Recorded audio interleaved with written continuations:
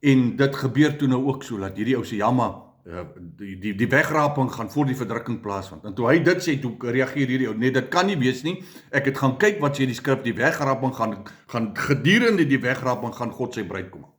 Daar is klare verskil. In dieselfde kerkgenootskap. OK. Nou, ek gaan met jou skrif toe. En ons gaan kyk vandag na hierdie skrif. Daar in Matteus 24 vers 14. En Matteus 24 is verskriklik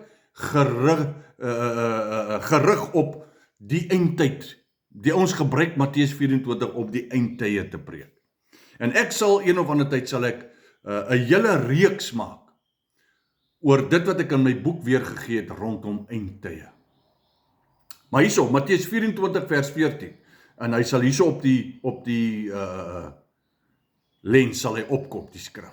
Hy sê, hier kom Jesus, want sy disippels het hom vrae gevra.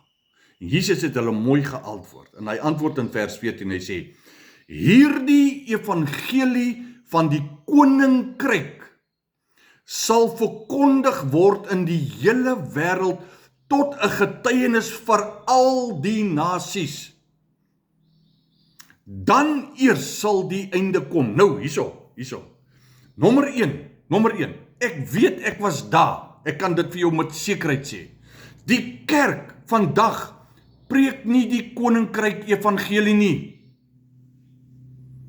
Wat is die koninkryk evangelie? Dit was Jesus se boodskap. Jesus, gaan kyk, gaan in jou skrif en gaan doen jou eie navorsing. Jesus se boodskap was die evangelie van die koninkryk. Wat is die evangelie koninkryk? Dit is God se Heilige Gees wat binne in my is. Waar bly liewe Jesus? In my hartjie. God se Heilige Gees binne in my, en die Gees van God werk nou in my en deur my. Matteus 28, nee, dis nie die skrif wat ek vir jou gee nie, hierdie Matteus 24. Ek wil net 'n skrif hier bykoppel. Gaan dan heen in die hele aarde, hele wêreld, maak disippels van alle nasies.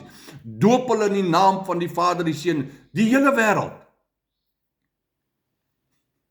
Maar nou sê Jesus, die evangelie van die koninkryk. Wat is Jesus se opdrag gewees?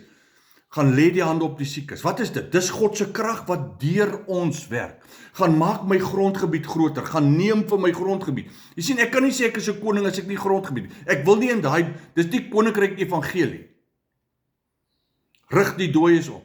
Maak die siekes gesond. Gaan sê vir hulle, die koninkryk van God het gekom. Nie hy gaan eendag kom nie. Hy het gekom. Jy moet die koninkryk evangelie verstaan. Jy kan nie sê jy's 'n koning as jy nie grondgebied het nie. Jy kan nie sê ek is gebore in hierdie koninkryk en ek is die koning van hierdie koninkryk, maar ek het nie 'n area waaroor ek heers nie.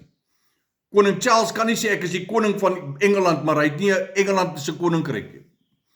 Dit is alles in my boek, hanteer ek hierdie tipe van goed. Met ander woorde, hierdie evangelie van die heerskappy van God, van die autoriteit van God, van die regeringskap van God, moet in die hele wêreld aan alle nasies verkondig. Nou vra ek 'n vraag hierso.